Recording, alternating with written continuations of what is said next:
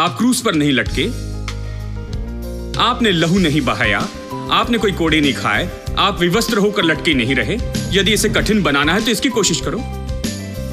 क्रूस पर लटकना चाहते हो? मैं आपको बताऊं, 1 मिनट में नीचे उतर जाएंगे और कहेंगे कृपया मुझे छोड़ दो ब्रदर, मुझे आसान सुसमाचार बताओ। सुसमाचार का मतलब ये अच्छी खबर है। यह अच्छी खबर है क्योंकि कठिन भाग उसने कर लिया, आसान भाग तो मेरा है। यही सुसमाचार है। Bless the Lord, oh my soul, oh my soul. Worship His holy name. Sing like never before, oh my soul. Worship Your holy name.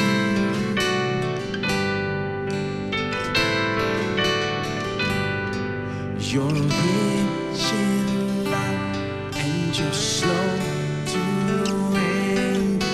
Your name is great and your heart is kind.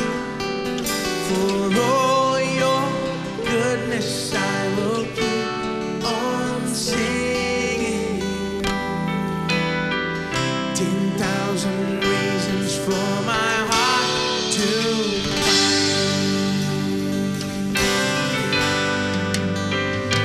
bless the Lord, oh my soul, oh my soul.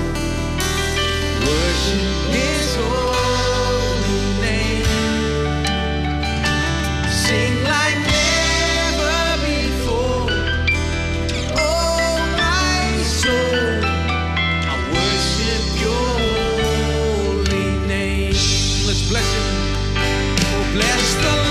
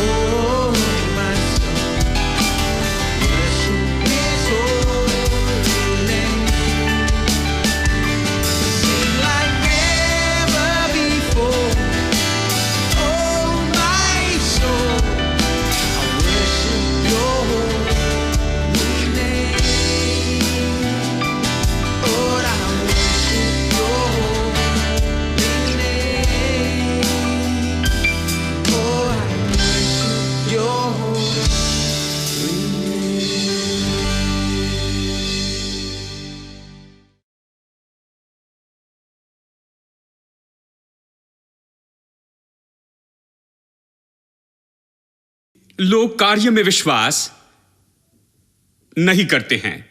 उन्होंने कार्य में विश्वास खो दिया। उनका विश्वास नौकरी में है, उनका विश्वास व्यवसाय में है, उनका विश्वास इसमें और उसमें है। वो कार्य में विश्वास नहीं करते। परंतु मैं चाहता हूं कि इस पर आप ध्यान दीजिए कि जब यीशु मसीह आया और हमें वापस परमेश्वर के साथ संगति में लाता है। देखिए, मनुष्य 3 बातों को खो बैठा जब वो गिरा, संगति, कार्य और प्रबंध को वो खो बैठा। क्योंकि जब परमेश्वर की संगति से बाहर आया, परमेश्वर से अलग हो गया। जब यीशु आया तब उसने इन 3 बातों को वापस लाया। उसने परमेश्वर की संगति वापस लाई, उसने कार्य वापस लाया।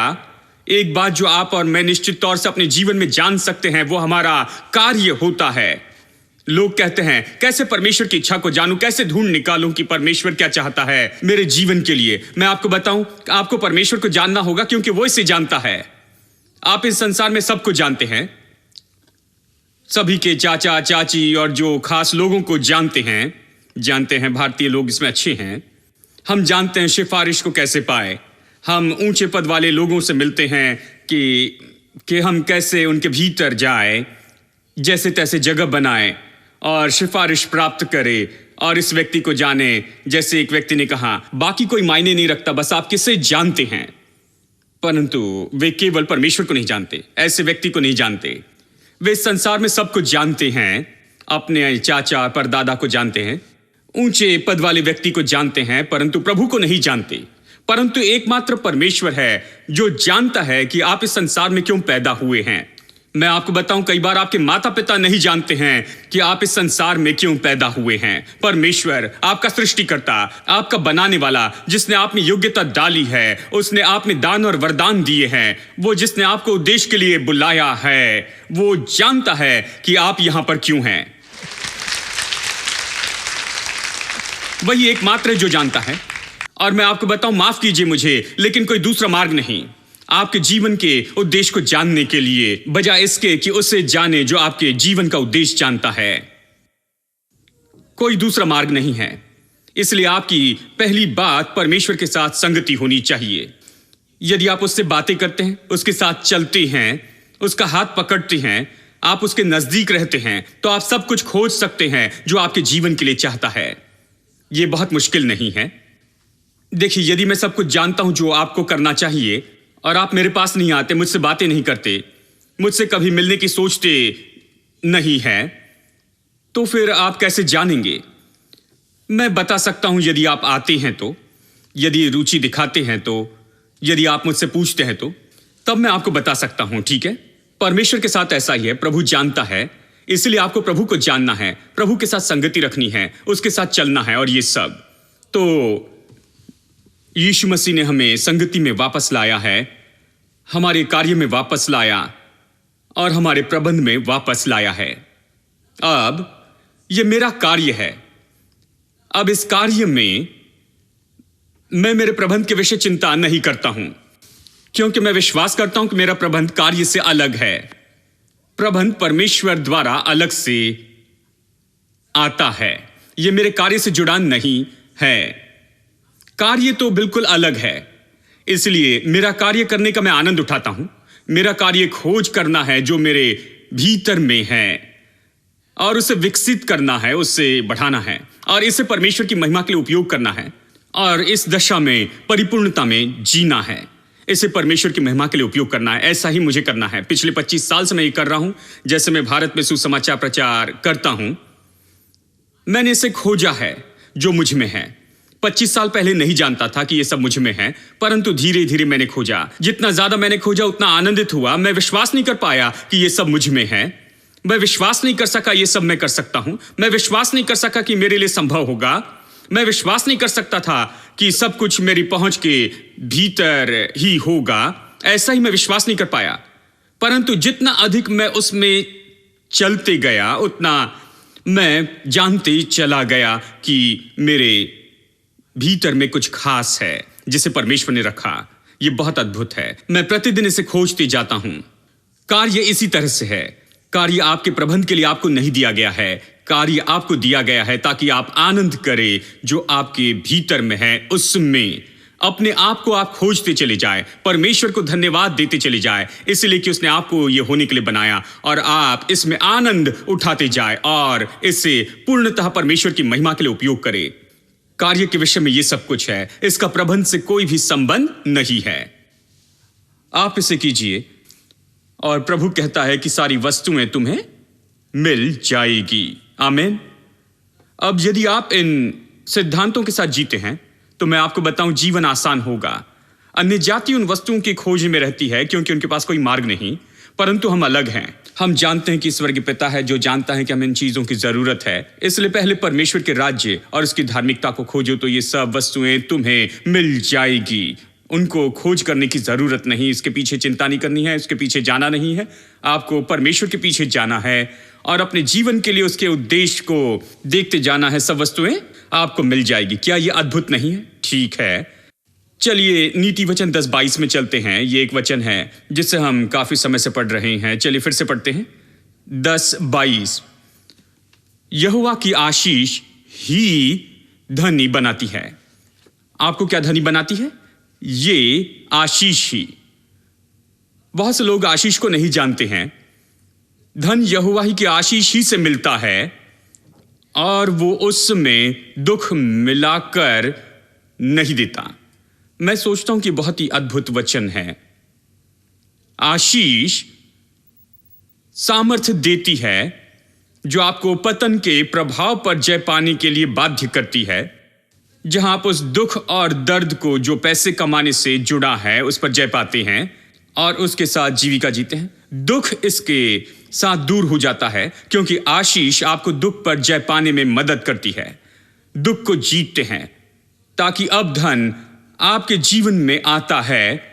आशीष आपको धनी बनाती है, परंतु इसके साथ कोई दुख नहीं होता, इसके साथ पसीना नहीं है, इसके साथ माथे का पसीना नहीं है। यह दुख के द्वारा नहीं जिससे आपने इसे कमाया है, नहीं, यह उसके साथ कोई संबंध नहीं रखता, यह उसके बिना है। यह परमेश्वर की आशीष है।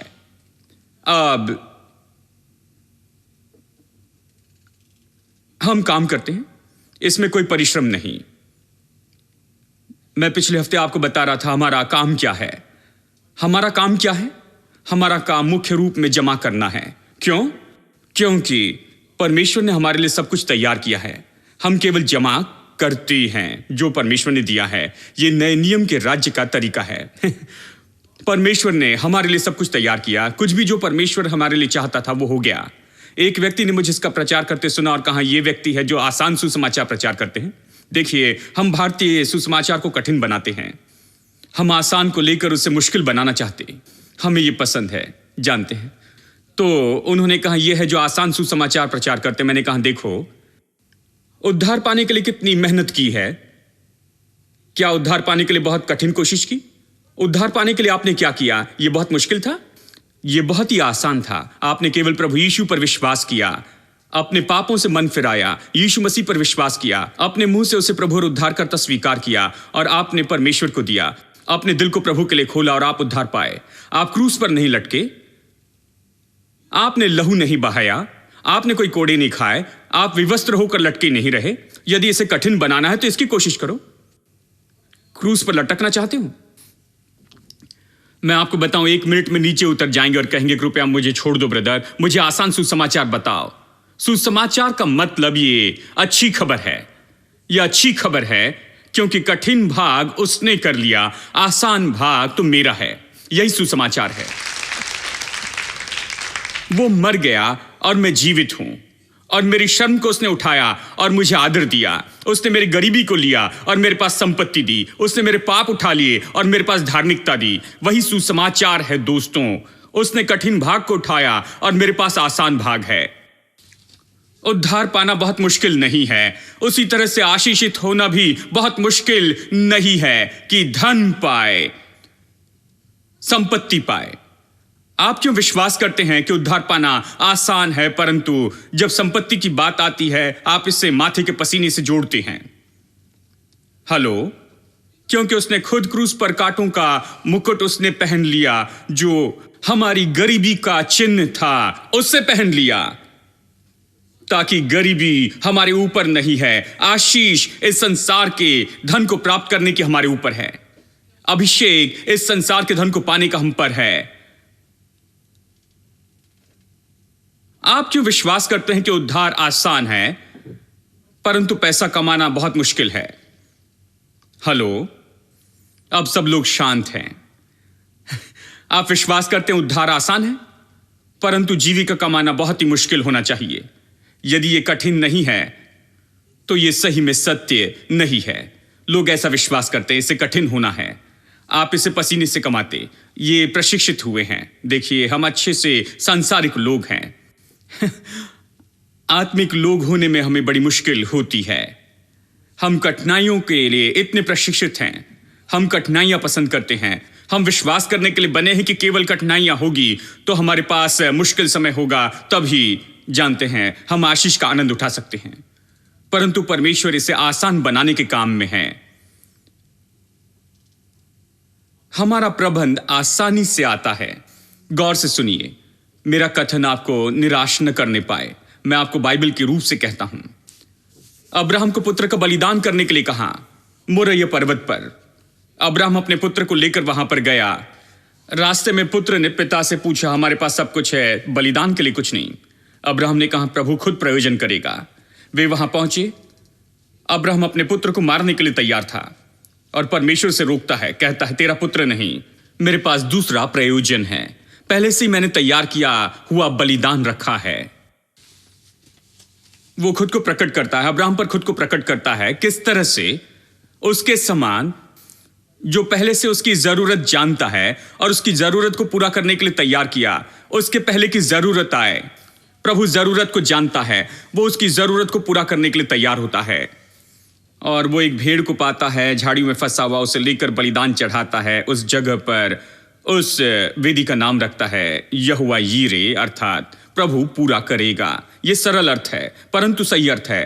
प्रभु मेरी जरूरत को आने के पहले ही देखता है और वो उन्हें पूरा करने के लिए तैयार होता है। यह इसका अर्थ है। इसलिए कुछ भी और सब कुछ जिसकी आपको आवश्यकता है, परमेश्वर ने पहले उसे तैयार करके खत्म कर दिया है। कलवरी के क्रूस पर, जब वो कलवरी के क्रूस पर मरा, आपका उद्धार तैयार हुआ, आपकी चंगाई तैयार की गई, आपकी विजय तैयार की गई, आपकी संपन्नता तैयार की गई। सब कुछ जो आपके प्राण, आत्मा और देह के लिए जरूरी था, आपके सामाजिक जीवन, आर्थिक जीवन, हर आशीष तैयार की गई कलवरी के क्रूस के द्वारा। यह पूरा हुआ, उसने तैयार किया है। ऐसा कुछ नहीं है जो वो अभी आकर नीचे करेगा। हेलो, ऐसा कुछ भी नहीं है जिसके लिए वो नीचे आएगा और फिर वो इसे पूरा करेगा। नहीं, ये तैयार किया गया है। ये सब वहां पर है, सब कुछ वहां है।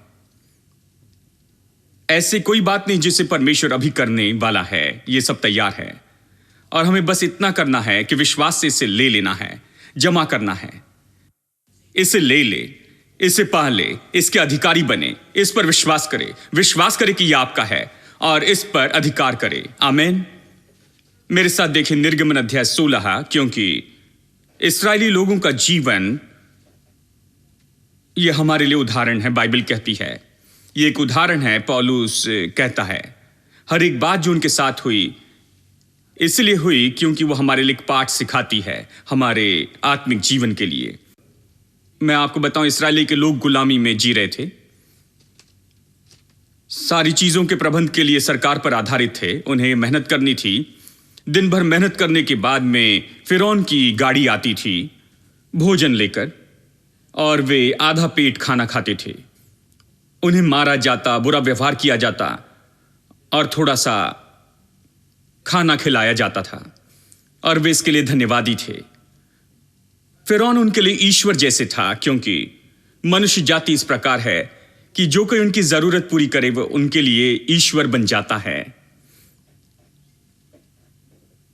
और परमेश्वर उनके पास आया और कहा, ठीक है, तुम अपने अब्राहम, इसहाक और याकूब के परमेश्वर को भूल गए हो और मैं अपने आप को तुम पर प्रकट करूंगा।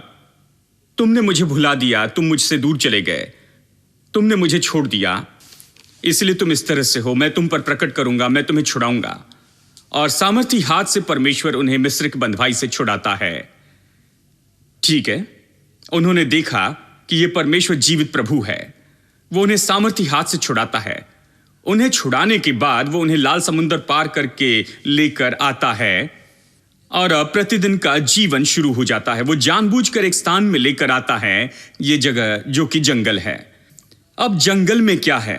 कुछ नहीं होता है, छत भी नहीं होती है। अगर बहुत गर्मी हो तो आप कहते हैं मैं जाकर थोड़ी सी छत ढूंढना चाहता हूं, 1 इंच की छाया भी आपको नहीं मिलती। ये जंगल है, कोई छत नहीं। छाया तब होगी केवल जब परमेश्वर इसे देगा। यहां जंगल में कुछ नहीं था और अद्भुत तरीके से परमेश्वर बादल भेजता है उन्हें छाते के समान छाव देने के लिए उनके ऊपर, और उन्हें वो छाव देता है। वो क्या दर्शाता है? वो दर्शाता है कि अब से आगे मैं तुम्हारा प्रयोजन करने वाला हूं। यहां पर कुछ नहीं, मैं तुम्हें इस जंगल में लाया कि सब कुछ बिल्कुल शुरू से शुरू करना है। ये नया जीवन है, तुम मेरे राज्य में हो, अब मेरे शासन के अधीन हो। मैं दिखाना चाहता हूं कि सब कुछ मेरी ओर से आता है, तुम इसके आदी नहीं हो। तुम सोचते हो सब फिरौन से आता है। दिन भर कड़ी मेहनत के बाद में वहां पर फिरौन की गाड़ी आती थी भोजन लेकर और सब खुश हो जाते थे और वो घंटी बजाते थे, डिनर बेल, और सब लाइन में खड़े होकर खाने की चीजें लेते थे। लेकिन अभी ऐसे नहीं, फिरौन की गाड़ी नहीं आएगी। ये एक जंगल है, कोई तुम्हें कुछ नहीं देगा, छत भी नहीं देगा। मैं दिन के समय तुम पर छाया करूंगा और रात को आग के खंभे जैसे रहूंगा और गर्मी दिया करूंगा, प्रकाश दूंगा। मुफ्त की बिजली, मुफ्त का एयर कंडीशन, मुफ्त में गर्मी, सब कुछ। परमेश्वर कहता है हर दिन मुफ्त में। 30 लाख लोगों के लिए मुफ्त में, मुफ्त में। एक दिन अगर छाव नहीं आई तो लगभग आधे लोग गर्मी से मर जाएंगे। जंगल में इतनी गर्मी थी, उससे आना था और वो आता है। वो कभी नहीं चूका, हर दिन वो वहां था, प्रतिदिन छाया थी। वो चाहता था कि वो ऊपर देखे और कहे कि ये परमेश्वर अद्भुत प्रभु है। हम इस पर आधारित रह सकते हैं, इस पर विश्वास कर सकते, भरोसा कर सकते। हमारी हर जरूरत को ये पूरा करता है, हमारी देखभाल करता है। ये चाहता है कि वो सीखे। एक बात जो सही में उन्हें ये पाठ सिखाता है वो भोजन है। वे कहते हैं भोजन एक तरह से मनुष्य की सबसे बड़ी जरूरत है। हां, भोजन। भोजन बहुत महत्वपूर्ण है। तो जब भोजन की बात आई, परमेश्वर ने कहा, इसे सुनो, अध्याय 16 वचन 4 से। तब यहोवा ने मूसा से कहा, देखो मैं तुम लोगों के लिए आकाश से भोजन वस्तु बरसाऊंगा। गाड़ी कहां से आने वाली है? कहीं से नहीं आएगी। कोई फिरौन नहीं है, भोजन के लिए कोई किचन नहीं, कुछ भी नहीं। प्रभु कहता है चिंता मत करो, स्वर्ग के किचन से मैं तुम्हारे लिए भेजूंगा।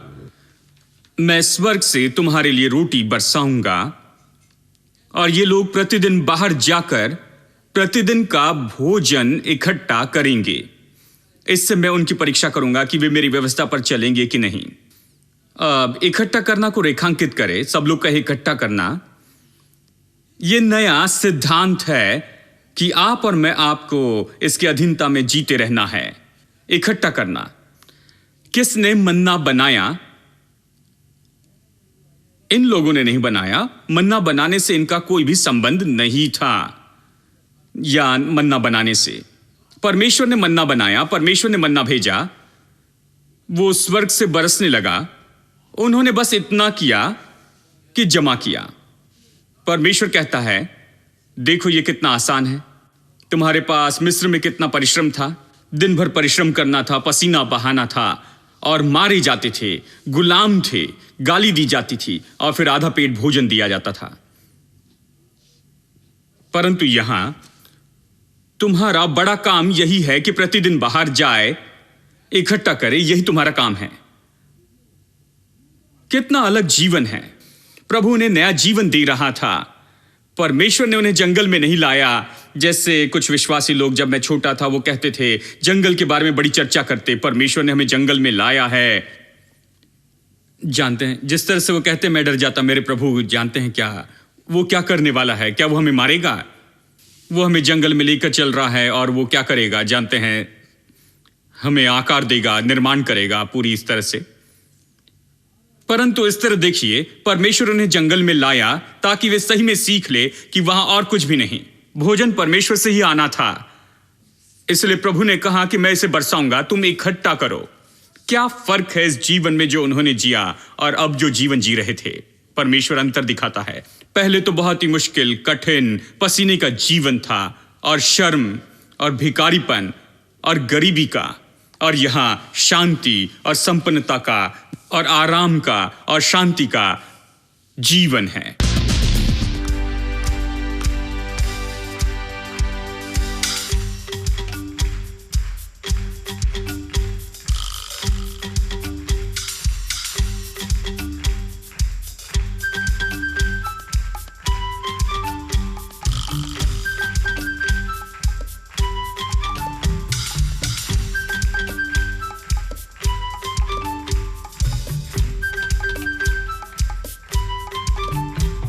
His morning awaits the dawn. Morning awaits creation's song. As with the rising sun, hope comes alive to carry on. The light of life is shining on. The dark of night can overcome. The light of life that burns so bright can take the wrong and make it right, make it right.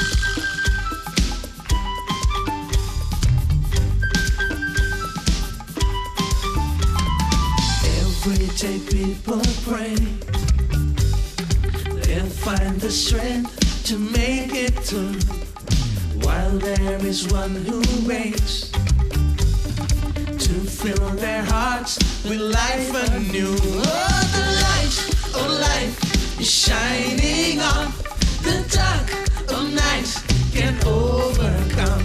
The light of life that burns so bright can take the wrong and make it one more time. Right. Oh, the light of life is shining on. The dark of night can overcome. The light of life that burns so bright can take the wrong and make it right.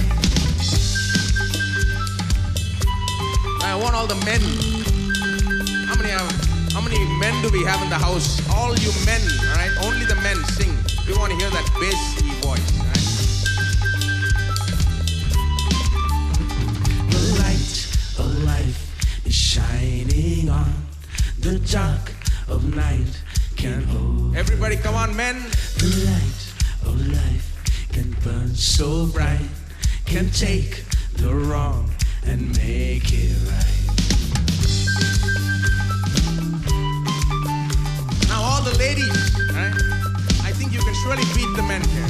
The light of life is shining on.